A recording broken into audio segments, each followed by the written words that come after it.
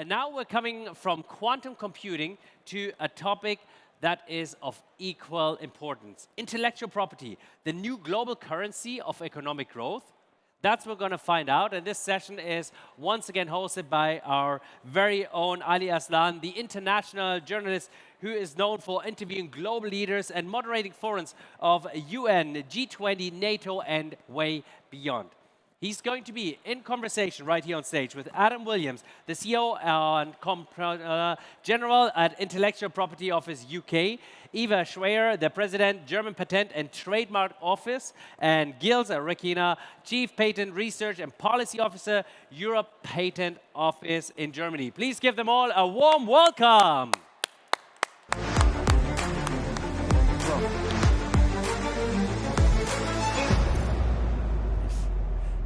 Yes, thank you so much, Flo, as always, for this very kind and dynamic introduction. Intellectual property, the new global currency of economic growth, is the title of this extremely interesting and timely session. We have about 20 minutes, so let's dive right in and make the most of this conversation. Adam, let me start right out with you. The UK is seen as a global player in IP production. What are some of the features that you think sets the UK system apart on IP, on intellectual property? Thank you. So I think a really good base system, so the legal system, works really well for IP. So when you apply for your intellectual property, the office has a reputation for good quality work. It has a good reputation for timely work, so people can get their IP in a considered way and in a good way. And I think really good links with our courts. So the UK court system, I think, is globally renowned, and that gives people the certainty and the ability to then prosecute their IP rights in a way that they know will be respected around the world. So I think it's an ecosystem. It's not just one thing or another. It's the whole ecosystem that works. And then also our office does a lot of support for SMEs, which are particularly relevant to this conference, to enable them to get their IP and understand why they need IP, because it's hugely important for them. Yeah, it's not one element, it's a combination of many aspects that make the UK a global leader in IP protection. Eva, you are the president of the German Patent and Trademark Office. How does it look in Germany? What's the status? How is Germany faring when it comes to IP? I would say it's rather similar to the UK.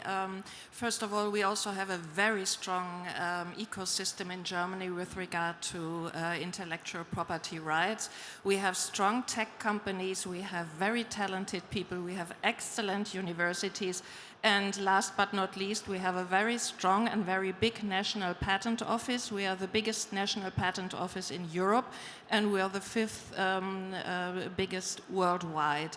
And proudly, I may say, our application numbers are increasing now for years, meaning the national patent system is on high demand, although we have, of course, very good options for applicants to apply also for European rights. The national patent in Germany is still in high demand because Germany is an important market, of course. Yeah, without a doubt. And Europe is an important market, which brings me to Gilles, of course, the Chief Patent Research and Policy Officer at the Europe Patent Office. Gilles, great for you to be here with us. We are at GITEX, of course, where it's all about tech and AI. And I was wondering, there seems to be a momentum throughout the discussions I've noticed here on the stage. There seems to be a momentum in Europe about the importance of developing the innovation ecosystem necessary to foster EU competitiveness. The Draghi report obviously has set the tone here. How does the European Patent Office support EU institutions in that regard? Yeah, thank you very much, and I'm glad to be here this afternoon. Indeed, we talk a lot about Europe, and sometimes lagging behind with a bit of negative noise around it in terms of performance industry. Yes. And I think that in terms of patent offices, IP systems, I must claim Europe is best in class. You are here with Germany, with the UK, with European Patent Office, offering best quality services. Because this is a philosophy behind the services we are rendering to the industry. To make a lot of work at the beginning, we have a task force of 4,000 engineers working in all fields of technologies. And we receive 200,000 patent applications in a year from all corners of Europe. 55% of our customers are non-European. First are American customers, then you have German, then you have Japanese, Chinese, and French, and UK, and so on. So we have already these international exposures, and we know what international competition means. So indeed, as you said, having worked like my colleagues for decades in this domain, I am smiling to see all those political initiatives to foster competitiveness with innovation. And because we are here today in GITEX about AI, I think it's very important to pass the message that in Europe, you can patent AI-related technologies. You can patent software-related technologies. There is always a misconception, especially among startups and SMEs, about what you can do in Europe compared to the US, for example. And I can say in the last results that we published for 2024, the first domain was computer technologies. We received 70,000 patent applications just in this domain. And number 3 was digital communication, 16,000 patent applications. Our first applicants are Samsung, Huawei, LG, Ericsson, Qualcomm. So they are all facts and evidence there, but there is still this conception that because you are working in the IT, AI technologies, this is not, patent system is not for us. So I want to take this opportunity to pass this message strongly. Yes, of course, and I think this message has been heard loud and clear. Very impressive numbers that you have shared here. So let's break it down again to the individual nations. And Eva, how does the German Patent and Trademark Office then manage applications with regard to AI-related inventions? There's a big theme here on the stage. Thank you. That's a very interesting question. It's no doubt AI is driving innovation in all kinds of industries, whether manufacturing or the financial sector or in healthcare, in Germany, especially in healthcare. We do see more and more AI applications, and they more and more shape also everyday applications. And in the same time, we see a lot of AI-related inventions filed for patentability at our office. So what to do with them? I think we have found a rather flexible, uncomplicated, and applicant-friendly approach. We do not have special rules on it, but we see it as a subset of computer-implemented inventions for which we have a long-standing practice which is approved by our courts. So we are on very safe grounds here. Just to make things short, you do know, a mere computer program, of course, or a mere mathematical formula cannot be patented. However, if it does have a technical character, it can be patented. This sounds very abstract, but to give you an example, a mathematical method involving AI used to optimize an X-ray image produced under technical conditions was deemed to be patentable. So much for patentability. Of course, AI also challenges IP rules in another respect. Can AI be an inventor? A lot of inventions are done with the help of AI today. So the courts, I think nearly all over the world, decided no, it is always a human being to be named as an inventor, even when the invention was made with the help of AI. So it's only human beings who can be named as an inventor. So much for the national side. So we are getting along with it rather well. We have plenty of AI-related applications, and there is a good chance to patentability. There's also the international side, of course. Our law doesn't need to be changed, but we can talk about, of course, about international harmonization, for instance, of the examination guidelines, so that for applicants all over the world, they do receive more legal certainty, and we are very open to this. Yeah, very important points you've raised. Thank you for sharing that information, and I saw Adam nodding while you were speaking, so a lot of it, I'm sure, on the UK level sounds familiar. Yeah, absolutely. And just to repeat everything Eva said, it's a challenging area. The courts are looking at it. In the UK, there is a case called emotional perception AI, and it's a neural network. Now, actually, we have said it can't be patented at the moment because that's what the international law says. The High Court has so far agreed with us. But I can see these sort of groundbreaking cases may change the international landscape, and we will have to start working to think about how we build these into our patenting process. And as Eva quite rightly said, the challenge is many patents are global or applied for in many different jurisdictions. So it's that kind of who moves first conundrum, because the patent holders don't want to gain a patent in one country that then will be not accepted elsewhere. So that's where the harmonization point is important, because we need to move together so that people's property is protected in a global environment rather than just a national one as well. Yes, certainly. A lot of similarities I've heard here, obviously, across the board from Germany and from the UK. Gilles, interestingly enough, it seems that there's a lack of awareness of some startups when it comes to the importance of intellectual property rights. Is that correct?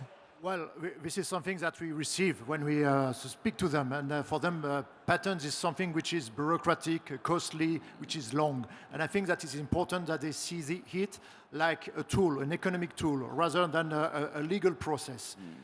We have made some studies with the Observatory on Patent and Technologies, and we published some results.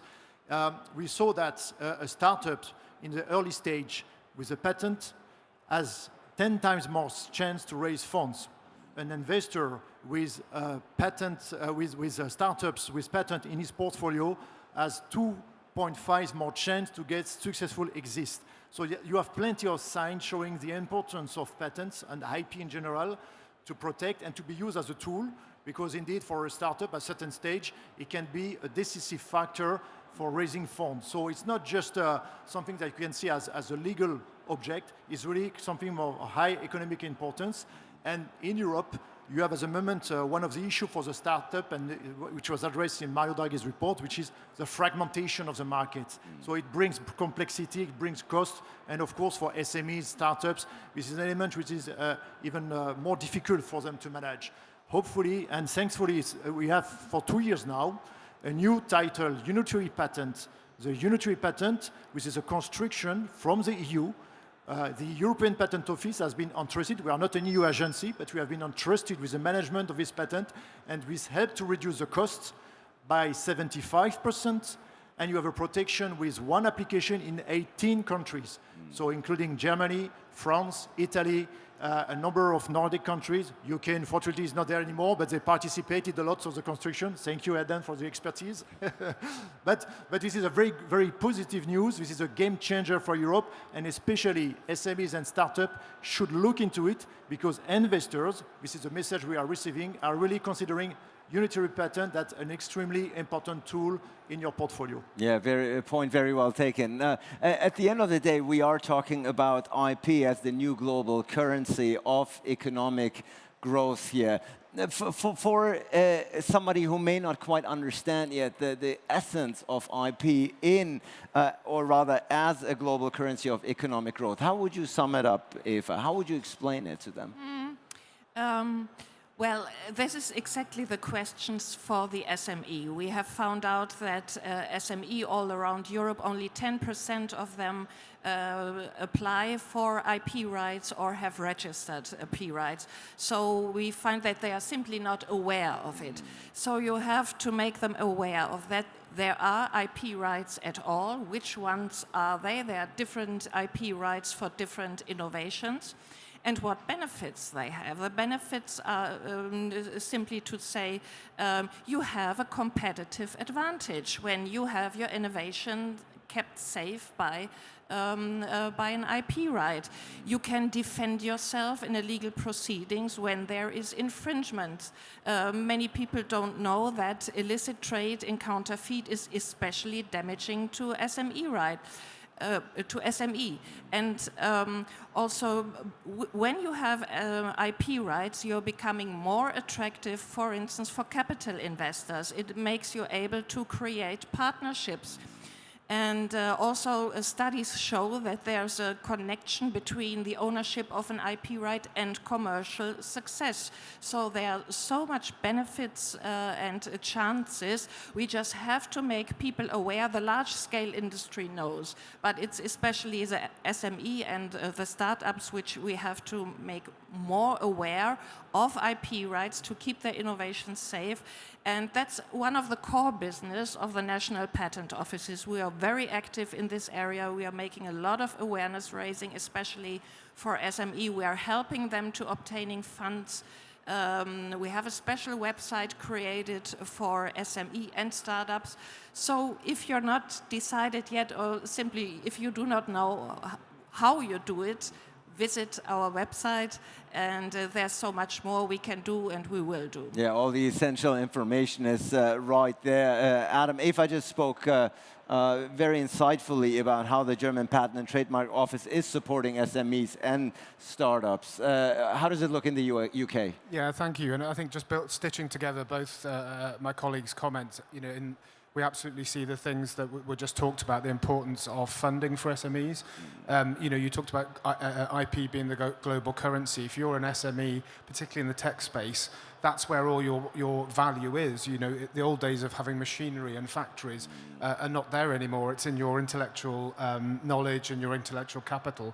So we've also, in the UK, similar to Germany, focused on SMEs, and we've launched an IP and financing product now so that people can lend money or borrow money on the basis of their intellectual property. So an audit is done for free, and then the commercial banks then lend up to £10 million purely on IP. So the days of wanting buildings and machinery as collateral have gone, and that has sparked a huge interest both in the UK. We're looking to launch a fund up to £300 million of available money through the British Business Bank.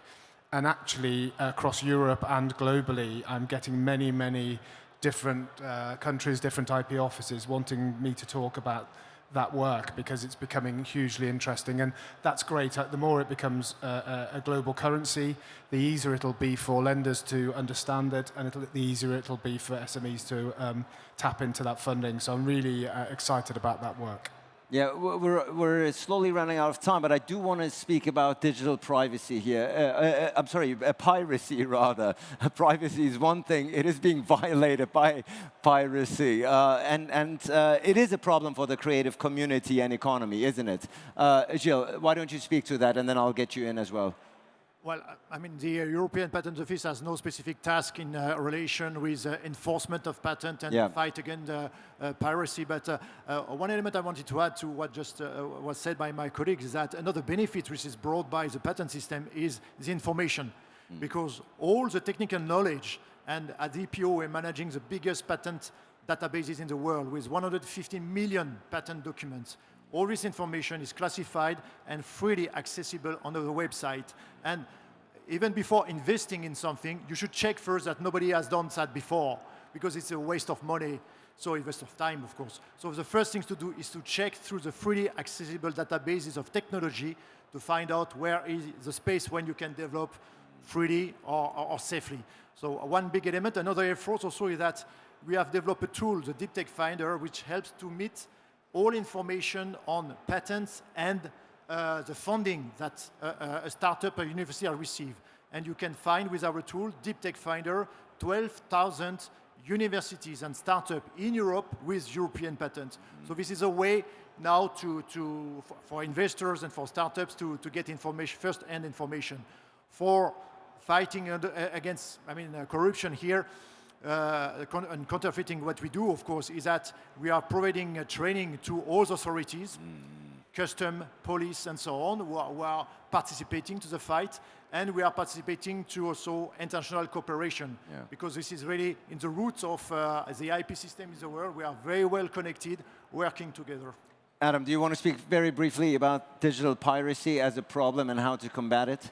Yeah, so very briefly, you absolutely recognise it's a huge problem, and the UK has very strong creative industries, some very strong sports teams, etc. They're particularly susceptible, for instance, football, soccer matches being pirated and copied and spread around the world. So we work with the police. The UK has a police intellectual property crime unit. It's a bit of a mouthful, but they're basically IP specialist police that work across the UK to tackle these sorts of issues.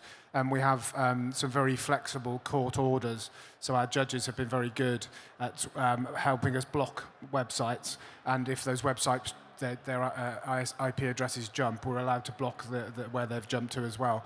So we found that really effective. And then we're spreading that information around the world. So our IP attaches based in other countries around the world. For instance, in Brazil, we're working very closely with the Brazilian authorities to do site blocking there. And again, that's a UK initiative, but it benefits all countries that are operating in that sort of space. To do a quick last round, as time here is of the essence, perhaps 20 seconds each. We're talking, of course, and rather observing a steady growth in IP use all across Europe in an increasingly digital economy. It's become abundantly clear listening to three experts such as yourself. This trend is only going to get bigger, isn't it, Eva? Definitely. We can see that our numbers, increasing application numbers in the digital sector, is going to be bigger. There's a race for technological leadership in this respect going on in the moment. And Europe, Germany, has to catch up a little bit. Yeah, certainly catch up. They have a new government now, the Germans. Let's see if they can get their heads around it and get into action. First time, I think, that Germany has a digital ministry now, a digital ministry, and we are going to have an IP strategy. This is something I'm very happy about, and I could say so much more on this, but now our time. Exactly. We'll save that for the second round. Adam. Yeah, absolutely. It's really important that we work with people to make the most of their assets and make the most of the businesses. Like the rest of Europe, UK economy is a little bit flat, and we're at services and tech-based economy. Intellectual property is absolutely critical for the growth and the future of commercialization for those people. Gilles, you got the final word. Well, just two figures to close. In 2019, we received 700 patent applications in AI. Yeah. And last year we received 2,200. Wow. So it multiplied by 3 in only 5 years, and the increase will continue. The next big thing is quantum technologies, and if you are interested in that, we are going to publish in December with OECD a big study on the quantum technologies. Ladies and gentlemen, I think it's become abundantly clear throughout this short but very insightful conversation the relevance and importance of intellectual property as a new global currency of economic growth. Adam Williams, Eva Schewior, and Gilles Requina, thank you so much. This is your applause. Much appreciated.